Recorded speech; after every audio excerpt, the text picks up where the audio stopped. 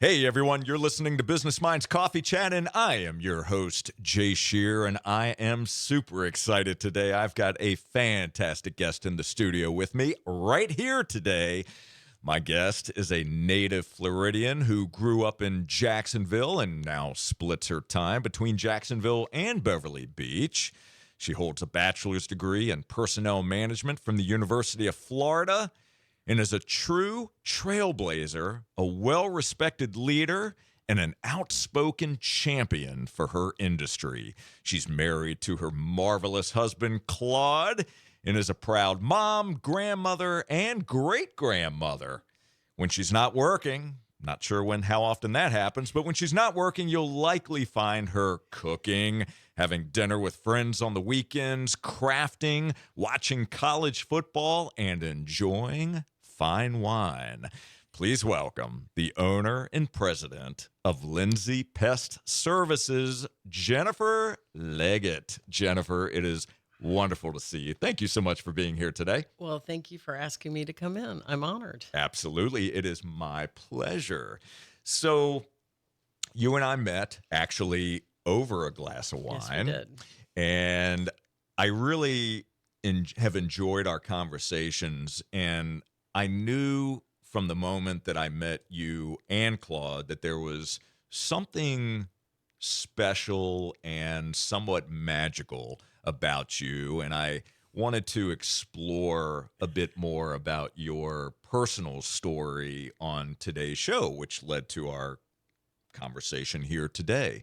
So I thought a good starting point would be for you to share with us who has been the biggest role model in your life and tell me about that person's impact on you. Biggest role model and what their impact has been on you. Biggest role model would have been my mother. Absolutely, hands down. Okay. She was a pillar of strength. She went through adversity that we never learned about until we were older.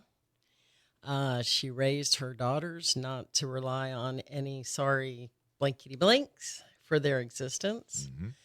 And she just instilled confidence in us, even though she questioned when she told me she put me in dance lessons when I was very young so that it would build my confidence. And I think sometimes that might have gone a little too far. Yeah. Because sometimes I'm a little outspoken when I shouldn't be. But no, mom, hands down, because of all the adversity she went through and just what she gave up so that her children could all be successful. So tell me, first of all, what was your mom's name? Joan. Joan. Tell me a little bit about the adversity that you knew about or that you found out about that your mom experienced. And when you think about that adversity and you think about how she was able to navigate that, what lessons did you take away from her that you still think about today? Okay. Very sad story. Mm-hmm. I am one of 9 children. Mm-hmm. Mother had 9 children. Wow. She had 5 with her first husband. Okay. And he had come down to Florida and said, I've got a great job. I've got all these things going on. Put the kids on a bus. So mom put 5 children on a bus, came down to Orlando. I believe she lost her wallet on the way. She still made it to find out that he didn't have a great job. He wasn't the person that she thought she had married. And she ended up waking up and getting a job the next day to support the family, which that was in Orlando, which was marvelous because my dad was running a paint job down there and she was the hostess of the diner, and they met and fell in love. And Daddy waited on her to go back up north and get an annulment. And then they got together, and that's when they relocated to Jacksonville after a breath. Daddy had a job up in Athens, Georgia. So Of us last four, my brother Roy was born in Athens, and then mom and dad relocated to Jacksonville, Mm. and that's where my sister Barbara, myself, and our younger brother Andy was born.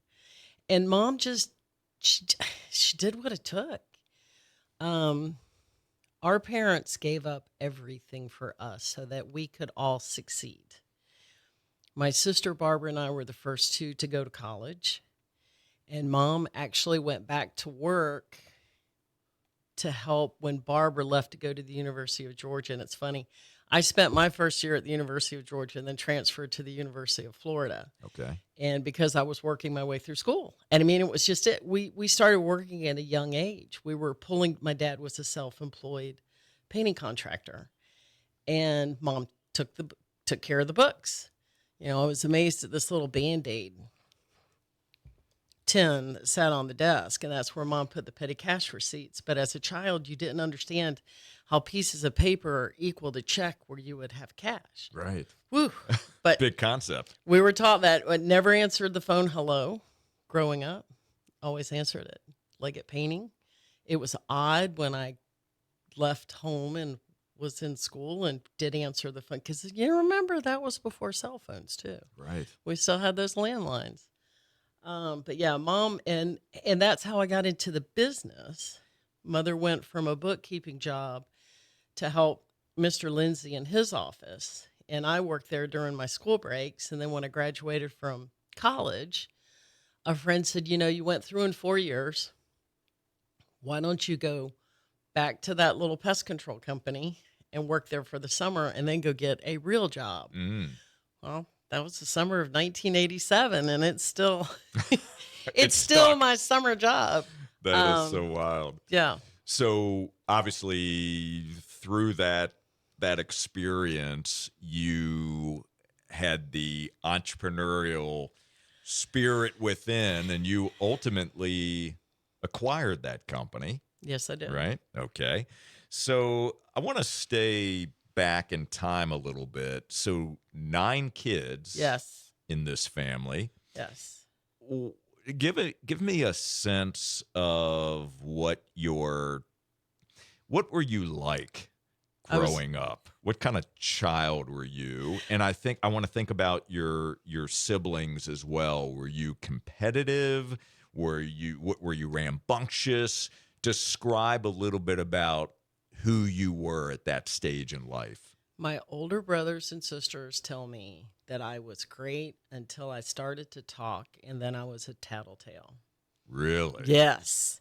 And the dynamics of 9 children, when I was 7 or 8, Vietnam was going on. Our 2 oldest brothers enlisted. We were very blessed. One was stationed in Germany. The other brother went to Panama. Mm. But mom took myself and my younger brother when we took our older brother Giles to the airport. And back then, you could actually go to the plane. And the pilot saw these 2 little wide-eyed kids, and he took us in and showed us the cockpit and everything. But they were so much older that I didn't really remember the older siblings.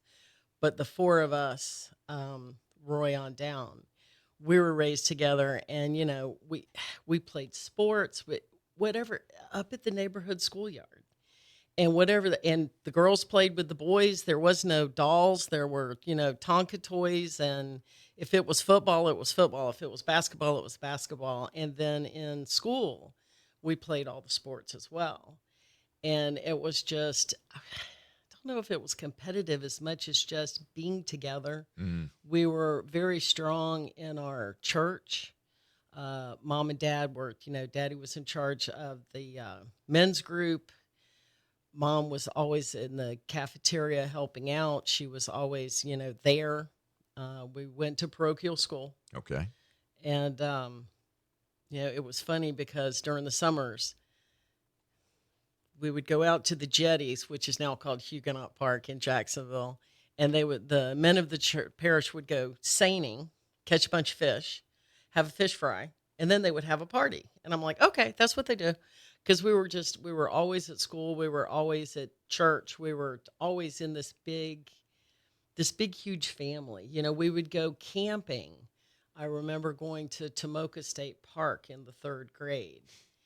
And somewhere along the line, there was a field full of, isn't it weird the things you remember? A field full of big cactuses and sand spurs. I don't know what that meant. I just remember I was in the third grade because Elton John released Goodbye Yellow Brick Road. Ah, I listened to that over and over again. my sister had that album. Oh yeah, so I saw the concert too. But just the things that we had a great childhood. We went camping. We had the big pop up camper. Woohoo! Oh yeah. And just it was just a lot of fun growing up. We didn't have a lot of money, in fact, none. But neither did anybody else that we were being raised with. So So you nobody wouldn't knew. know. Right. You wouldn't know. You And wouldn't know. Yeah. So let me ask you this: early in life, what is something that you believed about yourself that you discovered later wasn't true?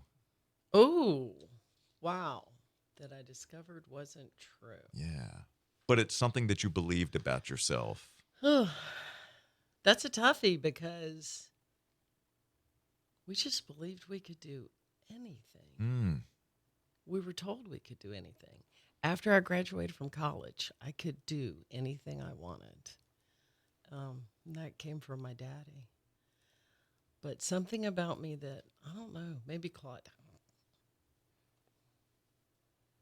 Sounds like you had a I've, really strong, positive belief Yes. system. yes, absolutely. And that was instilled in you from an early age. Yes. And it continued to be instilled in you throughout life to this point. So, as we think about all of the things that go on around us, the difficult situations that we experience in life, we think about, what's going on in society, and some of the more difficult things that we see. How do you maintain the right type of mindset and attitude as you see many people struggling, and you think about what we experience, and what's happening in politics? Not that we're going to talk about politics, but just in general, how do you maintain a positive outlook and keep yourself grounded? Prayer. Prayer. There are so many things that we can't control that before you lose it, you get back to your roots, you get back to your basics. But when you see people that are struggling, one of the best things we ever did was got involved with the rescue missions in Jacksonville. And the people that run those missions are amazing because I cannot do what they do. I cannot help the people that they help. But they trained us on what to say and what to do and what not to do when you see a homeless person. So that actually does help your mindset, because when you learn about the situation that person is in, it helps the understanding. It helps. We get to help people every day. So that continues the positivity in my life. That continues. I am so proud of the people I go to work with every day. I'm proud of the people that I get to meet. And, we're going to entertain some folks tomorrow and take them over to the zoo to show them a project we're working on. And it's all points of pride. And yeah. That is wonderful. So, Jennifer, we are going to hit pause on our conversation here to take a brief break to thank our amazing sponsors. My friends, don't you go anywhere. You're listening to Business Minds Coffee Chat. We will be right back. All right, we're back. And again, you're listening to Business Minds Coffee Chat, and I am in the studio today with my very special guest, Jennifer Leggett. We are going to continue our conversation right now. So, Jennifer, if you were writing your autobiography, what do you think a good title for that book would be? I know I'm putting you on the spot here, Yeah, so I well, want you to think of the first thing the first that thing that crosses your came into my mind. mind was what Mom said she always wanted on her tombstone, which was "She tried." How's that? That's good. She She tried. tried. Okay, I love it. Okay, that's a good one. I'm going to remember that. So when I see you next and it's time to write, Okay. yeah, we'll go ahead and revisit that title for you.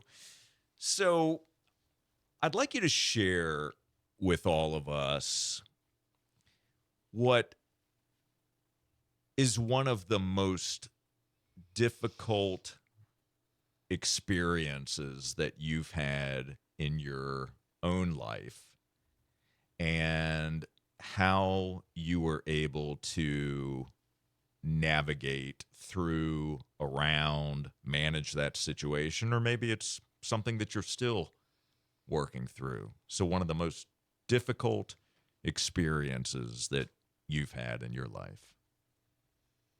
Um, it was rough when my parents divorced. Mm-hmm. I was a freshman in college, Okay. and I was in Athens, Georgia, away from Mom. It was very tough for my younger brother because he was there seeing the pain that Mom was going through. Mm-hmm. And whenever you see your mom in pain, that's very difficult. So the other reason why it was so easy for me to ask Mr. Lindsay if I could buy his company after being there full time for 3 months was because I saw it as a chance to take care of Mom. And I saw it as the opportunity for she and I to work together. But so how you work your way out of it, Jay? Something's tough. You just got to figure out how to get past it. I am very blessed that I met Claude Thomas and he asked me to marry him and didn't give me the talk that he said he was going to give on our first date. Um, because What was the talk that he he was was going to two give you? 2 years after we were married. He told me that he was going to give me the talk about there was too big of a age gap between Mm. us and it would never work out. And Mm-hmm. it's just one of our jokes. But Claude has always told me stop awfulizing. Don't awfulize. You get something in your head and you see the worst part of it. You don't see the better part of it. You don't see where it's going to make you better or what you might need to change to overcome the adversity. Well, that is excellent advice. I love that. So, share with us briefly how you and Claude met. We were at the pest control industry has a lot of very very good educational seminars all over the state, nationwide, Mm-hmm. worldwide as well. But I was very young and went to Florida A&M University for a field day. I was recommended to go by one of the distributors. And because I didn't know anybody there, I was sitting with the distributors because I knew them. Okay. And Claude came over to introduce himself because was at that point a manufacturer's rep and thought there was a salesperson he hadn't met yet. Mm. And he walked over and he introduced himself. And I looked up and I was done, Jay. It was love at first You sight. I knew. was done. And yeah, I'm going to ask you no, to pause for just a moment.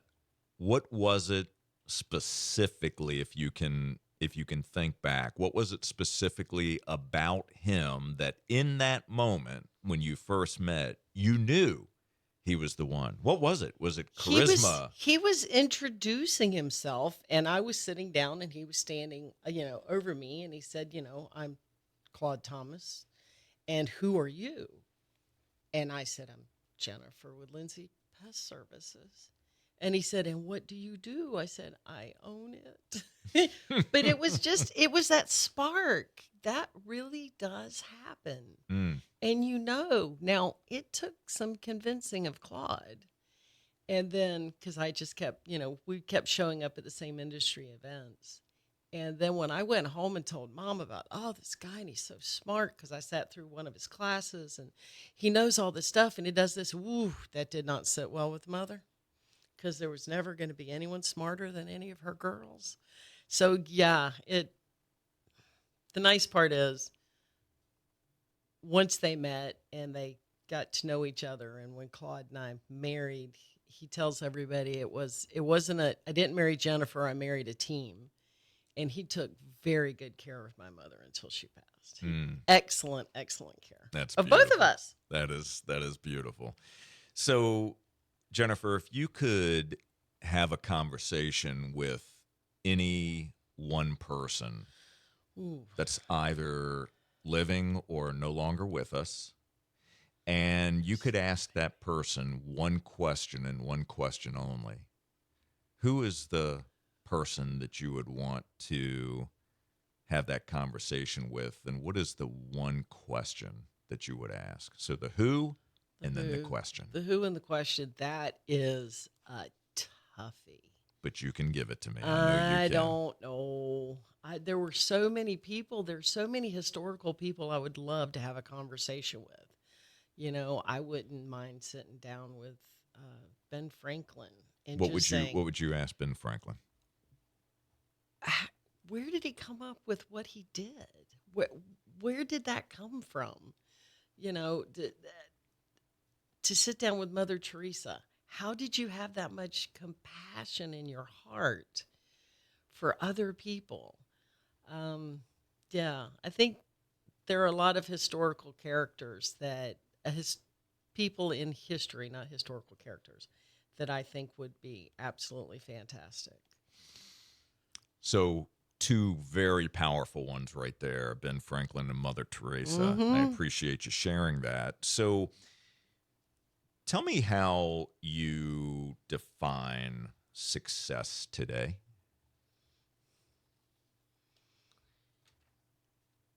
I define success by the success of the people that work with us, to see their growth, to see their family growth. We've actually had one person who retired working with us after he worked with us for 20 years. So I joke that he started working for me when I was 15. We have other team members that are just, their children are growing up and going to college and succeeding in life, and just, it's the success of the others around me. That's what I want to see. So, if there was one leadership skill that you feel today that you can improve upon, Oh, yeah, there's a lot. give me the top leadership skill that you think about that you're working on, but you still realize there is a gap there. What is it for you? To keep my mouth shut and listen more. Listen Okay. more. And when you find that you're in one of those situations where, you know, on the one shoulder it's saying, Jennifer, be quiet, keep the mouth closed, just listen. And the other shoulder on the other side, it's like, talk, talk, talk. How do you work through that battle? Do you realize it in the moment? Or is it not till later where you're like, oh my gosh, I should have just shut my mouth? When I'm lucky, I realize it in the moment. Okay. When I'm not is later, when I'm going, why didn't you just shut up and just let it happen? Why didn't you just let it happen? Why didn't you just stop and hear them out and then come up with a brilliant, well, what do you think? So, yes, I have a lot of work to do in that department. Well, that's okay. I mean, we're all a work in progress. And I think that the self-awareness is the most important piece, recognizing that even though we've come this far, right, and that we have reached some level of success, however we define it, and you gave a great definition of success, by the way, but that we still have things to learn. Yes. We can still improve. Yes. We can still become a better version, a better leader, a better community leader, give more, etc. So what is a piece of advice that you would give to someone who is interested in starting a business? So, an entrepreneur, not someone who necessarily wants to go to work for someone else, but somebody who Right. wants to start a business. What would be a piece of advice you would share with them from experience to help them, inspire them, and be aspirational? What would you share with them? Well, to have a plan, to have timelines, Okay. that is where we've started seeing a lot of success is by setting goals and working towards them. But most, yeah, to have a plan and to have a mindset that if something messes you up, Hmm. it's okay. Look at all the stories of horrible failures, yet people have risen like phoenixes out of the ashes and become, you know, gazillionaires. So just don't let the roadblocks run you off the road. So let me ask you something about having a plan. Mm-hmm. And I agree with what you're saying. I think having a plan's important, timelines, goals, etc. Do you think that you have to have it all figured out? You won't have it all figured out. What is it? You write the plan, then work the plan, then rewrite the plan. Mm, You go back and revisit it. No. yeah. If we had everything figured out, Jay, yeah, no. You don't Okay. have everything figured out because there's going to be some sort of a curve that's going to come, curveball's going to come out of somewhere. Absolutely. So you shared with us what success means to you. As we're wrapping up our conversation today, I would love it if you would share what how you define a meaningful life. What does a meaningful life mean to you today? Ooh, a meaningful life to me is being able to continue to give to others to help them better themselves, better their lives. Being able being able to help, being able to listen, being there when someone calls and they just want to vent about whatever someone has done to them and being able to stop and say, "Okay, I can take those 3 minutes out of my life to help this person feel better." And then joke with them at the end and go, "Okay, do you feel better now? Can we get on can we get on with our day?" Um, That's great. but yeah. I love that.